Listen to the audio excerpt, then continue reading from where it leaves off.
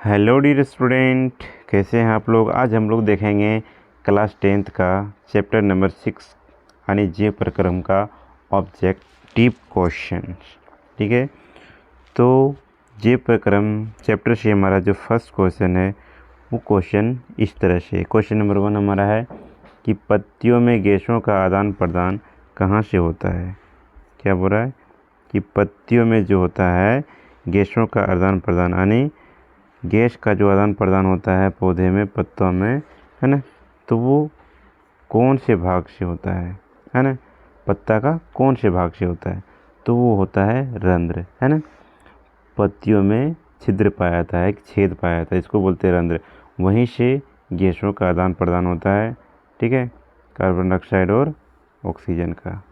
ठीक है, चलिए क्वेश्चन नंबर 2 क्या कह रहा है कि पौधों में वाष्पोत्सर्जन किस भाग में होता है। क्या बोल रहा है कि पौधे में जो है वो वाष्पोत्सर्जन किस भाग में होता है। ठीक है, यानी पौधे में एक प्रोसेस होता है वाष्पीकरण का, वाष्पन होता है उसमें। ठीक है, तो कह रहा है कि किस भाग में होता है, जड़ में होता है, तना में होता है, पत्ता में होता है या फूल में होता है, तो कहाँ होता है, पत्ता में होता है। ठीक है, चलिए क्वेश्चन नंबर 3 क्या बोल रहा है डियर स्टूडेंट्स, बोल रहा है कि मानव रक्त में उपस्थित यूरिया की सामान्य मात्रा होती है। क्या बोल रहा है कि मानव रक्त में जो है वो यूरिया पाया जाता है। किसमें, मानव रक्त में। तो वही पूछ रहा है कि उसमें जो यूरिया पाया जाता है वो कितने मात्रा में पाया जाता है। तो डियर स्टूडेंट उसमें पाया जाता है 20 mg। कितना पाया जाता है, 20 mg। तो हमारा आंसर ये हो जाएगा। ठीक है, चलिए डियर स्टूडेंट क्वेश्चन नंबर 4 की ओर बढ़ते हैं। क्वेश्चन नंबर 4 क्या बोल रहा है कि रक्त में आयरन की कमी से होने वाला एक रोग। क्या बोल रहा है कि अगर रक्त की कमी हो जाए, रक्त में आयरन की कमी हो जाए तो कौन सा रोग होता है। ठीक है, तो अगर रक्त में आयरन की कमी हो जाती है तो उसके लिए स्टूडेंट जो रोग होता है उसको बोलते हैं एनीमिया। ठीक है, चलिए बढ़ते हैं क्वेश्चन नंबर 5 की ओर। ये स्टूडेंट क्वेश्चन नंबर 5 हमारा क्या कह रहा है कि कौन सी क्रिया सभी जीवों के लिए अनिवार्य है। यहाँ 4 क्रिया दिया हुआ है ना, प्रकाश संश्लेषण, वाष्पोत्सर्जन, श्वसन और चलन। क्या बोल रहा है कि इन चारों में से कौन सा ऐसा काम है जो सभी जीवों के लिए अनिवार्य, यानी कि सभी के लिए ज़रूरी है।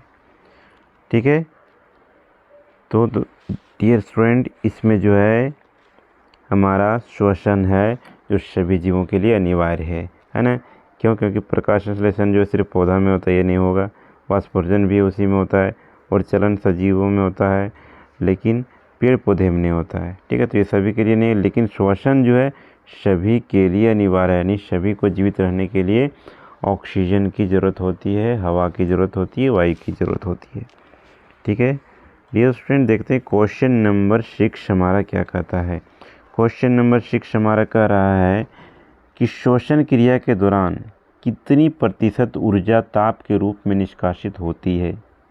ठीक है, क्या बोल रहा है कि श्वसन क्रिया जो होता है, श्वास लेने का जो क्रिया होता है ना, उसके दौरान जो है कितनी प्रतिशत ऊर्जा ताप के रूप में निष्कासित होती है, तो 20%। कितना डियर स्टूडेंट, 20% जो है वो ऊर्जा ताप के रूप में निष्कासित होती है श्वसन के दौरान। चलिए क्वेश्चन नंबर 7 देखते हैं डियर स्टूडेंट। क्वेश्चन नंबर 7 क्या कहता है कि मनुष्य में ब्रिक यानी किडनी, मनुष्य में ब्रिक एक तंत्र का भाग है जो संबंधित है ना। हमारे शरीर में अलग अलग तंत्र है, पोषण तंत्र, श्वसन तंत्र, उत्सर्जन तंत्र, परिवहन तंत्र है ना। तो वही कह रहा है कि जो वृक्क है वो किस तंत्र का भाग है ना। तो डियर स्टूडेंट वृक्क जो है वो उत्सर्जन का भाग है। किसका, उत्सर्जन तंत्र का एक भाग है। चलिए डियर स्टूडेंट बढ़ते हैं क्वेश्चन नंबर 8 की ओर। क्वेश्चन नंबर 8 क्या बोल रहा है कि पादप में जाइलम उत्तरदायी है। क्या बोल रहा है कि पादप में जाइलम जो होता है वो किसके लिए उत्तरदायी है ना। तो पादप में जाइलम जो है वो जल का वहन के लिए उत्तरदायी होता है। ठीक है, चलिए क्वेश्चन नंबर 9 देखते हैं डियर स्टूडेंट। इसमें क्या बोल रहा है कि रक्त इनमें किसकी उपस्थिति के कारण लाल दिखता है। क्या बोल रहा है कि इंसान का जो रंग होता है, ब्लड का जो रंग होता है, खून का रंग होता है, वो लाल दिखता है। तो किस कारण लाल दिखता है? तो डियर स्टूडेंट, मनुष्य का जो रक्त होता है वो लाल इसलिए दिखता है क्योंकि उसमें हीमोग्लोबिन पाया जाता है। ठीक है, चलिए डियर स्टूडेंट देखिए, क्वेश्चन ऑब्जेक्टिव है लेकिन इसमें समझते जाना है ताकि इससे और भी क्वेश्चन बन सकता है। इसीलिए ऑब्जेक्टिव क्वेश्चन सिर्फ रटने से फ़ायदा नहीं है, एक क्वेश्चन से 10 क्वेश्चन बन सकता है, इसीलिए समझते जाइए साथ में। चलिए, क्योंकि उल्टा पुल्टा कभी कभी क्वेश्चन पूछ देता है ना। क्वेश्चन का आंसर वही होता है, सिर्फ क्वेश्चन जो होता है ना वो अलग तरीके से पूछता है। चलिए देखते हैं क्वेश्चन नंबर 10 ये स्टूडेंट क्या बोल रहा है कि पौधों के वायवीय भागों से जल के निष्कर्ष की क्रिया कहलाती है। क्या बोल रहा है कि पौधे का जो वायवीय भाग से जो जल का निष्कर्ष होता है, जो जल निकलता है ना, उसको क्या कहते हैं? तो उसको बोलते हैं वाष्पोत्सर्जन, है ना। यानी कि वायवीय भागों से जल का निष्कर्ष यानी जल का निकलना, उसको बोलते हैं वाष्पोत्सर्जन। चलिए डियर स्टूडेंट बढ़ते क्वेश्चन नंबर 11 की ओर। क्वेश्चन नंबर 11 क्या कह रहा है कि वह प्रक्रम जिनके द्वारा, क्या बोल रहा है कि वह प्रक्रम जिनके द्वारा शरीर में ऊर्जा का उत्पादन होता है कहलाता है। तो क्या बोल रहा है कि इसमें कौन सा ऐसा प्रक्रम है ना, ये चारों में से कौन सा ऐसा प्रक्रम है जिसके द्वारा शरीर में ऊर्जा का उत्पादन होता है यानी ऊर्जा का निर्माण होता है। तो डियर स्टूडेंट हमारा जवाब होगा श्वसन। ठीक है, चलिए क्वेश्चन नंबर 12 देखते हैं। डियर क्या बोला क्या बोला प्रकृति में ऑक्सीजन का संतुलन कैसे बना रहता है। क्या बोल रहा है कि प्रकृति में जो है वो ऑक्सीजन का संतुलन बना रहता है, हमेशा जो है ऑक्सीजन की कभी कमी नहीं होती। तो संतुलन बनाने में, है ना, कौन मदद करता है? तो ऑक्सीजन का संतुलन जो बना रहता है वो प्रकाश संश्लेषण के कारण बना रहता है।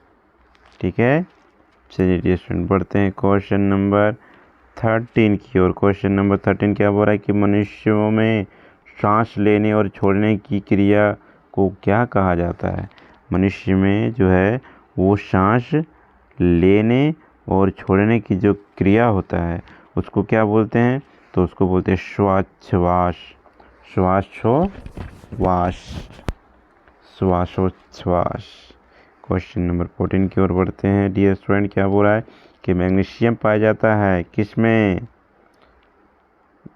क्लोरोफिल में। किसमें? क्लोरोफिल में पाया जाता है। चलिए डियर स्टूडेंट क्वेश्चन नंबर 15 और लास्ट क्वेश्चन नंबर 15 क्या बोल रहा है कि मनुष्य यानी मानव हृदय में पाए जाते हैं, मानव का जो हृदय होता है, जो दिल होता है, उसमें कितने वैश्म पाए जाते हैं? तो उसमें पाए जाते हैं 4 वैश्म। तो डियर स्टूडेंट आप लोग को समझ में आ गया। एक question number 15 question objective question था जो आप लोगों ने बढ़िया से समझ लिया। ठीक है, अगर बढ़िया से समझ में आता है, ठीक है, तो इस चैनल को सब्सक्राइब करिए ताकि और भी वीडियो आप लोगों के लिए लाते रहें। ठीक है, सब्सक्राइब करिएगा तो मेरा मनोबल बढ़ेगा, तो और इजी तरीक़ा से आप लोगों को बताने का कोशिश करेंगे। तो स्टूडेंट आज के लिए इतना ही। अच्छा लगे तो कमेंट करिए और ना भी लगे तो भी कमेंट करिए, कहाँ दिक्कत है नहीं दिक्कत है कमेंट करके अपना सवाल रख सकते हैं। फ़िलहाल के लिए जय हिंद, जय झारखंड।